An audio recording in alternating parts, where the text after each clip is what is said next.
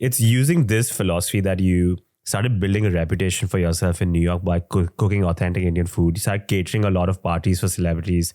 I believe you catered for Vice President Al Gore. You catered the first non-European meal at Carnegie Hall for the 50th anniversary of Indian independence.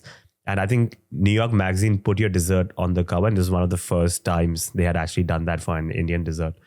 You have actively pushed back. You were talking about movements in foods and the cycles it takes, and how American cuisine is now on the bad end of the cycle. You have pushed back against the perception of Indian cuisine back then as well. You have deliberately priced your dal makhani butter chicken much higher at your restaurants because you wanted people to try the other dishes. Let's talk about the perception of Indian cuisine and how it went through that cycle. A Pakistani driver in New York once told you, बड़े भाई हम गोरे की लाल गाल देख के अपनी थप्पड़ मार मार के कर देते हैं. Why do you think Indian cuisine went through this cycle? Why, at what point did we start losing the soul in Indian cuisine? Why did we start compromising on our ideals and our virtues to try and cater to a different audience? So it's not just this works for everybody. You know what the driver said, for people who don't understand Urdu, Hindi, said that, we Desi people, we people of the subcontinent, when we look at a white man's pink cheeks, we slap ourselves till our cheeks become pink, that we are copycats, that we are herd mentality, that we do what's popular, that's what's safe. But I think that's true for anybody that's coming from a colonized mindscape. So I always tell people, when you are a person whose nation has been colonized, who's been called your third world, you are heathen, you are useless, you are filthy, you are nothing, you start believing that shit. And it's very easy to be broken. It's very easy to believe the BS coming from the colonizer and their marketing and tools. There's a $7 billion plus marketing industry for food trends, food habits, that has taught us to do wrong things that make corporations richer, that feed the pockets of the people who are doing the bidding of the colonizers of yesteryear. And we are now colonized by the capitalist mindset that doesn't think twice about public health or what a certain commodity might do for a bunch of people on the planet as a whole. Because if it's making profit and makes a group of people wealthy and does good by their stocks and their investments, who cares that it's a known cancer?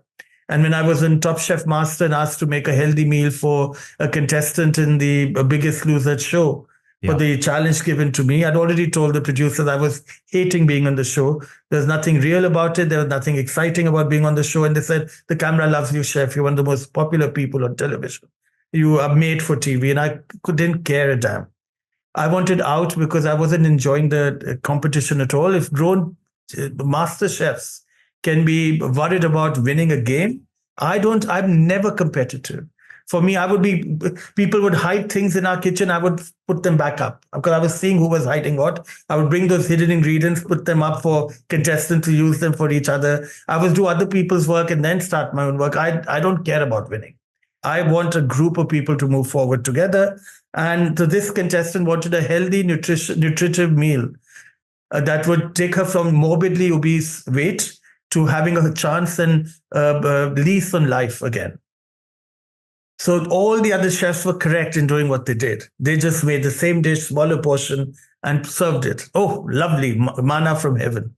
I had the burden of being the only chef on the Nutrition Advisory Board of Brigham and Women's Hospital, a teaching arm of Harvard Medical School, the only chef who had at that point worked for 12 or 13 years with Harvard School of Public Health and the Culinary Institute of America on a conference called Healthy Kitchens, Healthy Lives, where we teach physicians and epidemiologists, surgeons, and dietitians about food and wellness.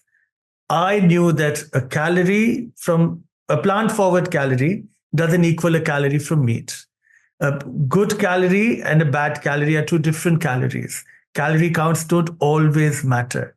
Quality of calories trumps the count. You can be a little chunky, you can be a little plump, but if you're eating amazingly good, wholesome food, chances are that your metabolic syndrome counts, your diabetes count, your good cholesterol is high, bad cholesterol is low, your HbA1c sugar readings are much lower. These are good things. So people don't pay attention to that.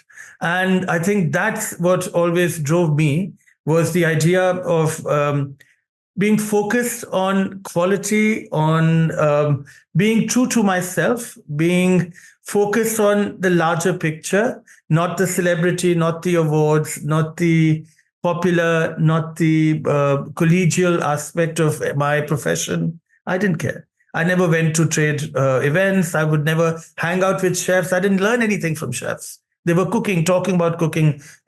I went to everyday people and learned about the vagaries and challenges of their lives, and that gave me a connection to my own humanity and gave me the impetus to create an amazing dish. The burger I made on that show, Top Chef Master, was a veggie burger served in a whole wheat pita with a coleslaw that was without mayonnaise, but yummily, addictively delicious. That Food and Wine then featured on their website. And when, of course, the judges failed America when they didn't allow me and the lecture I served on a plate to inform their decision, they still threw me out. They failed America. And when the show released several months later, a couple of weeks before, New York Times showed an article that said red meat directly is a disease killing America. And I'd said the same thing on my exit interview. That had to be taped 3 times, not once, because they hoped I would tone down my anger at the judges and how they had failed America. And I didn't. I said the same thing 3 times and had to go with it.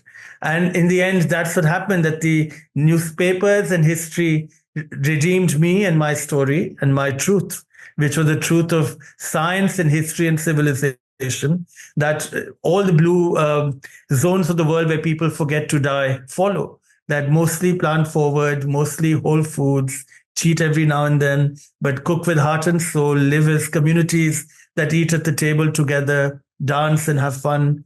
I said that all my life, that don't come to my restaurant every week or every month.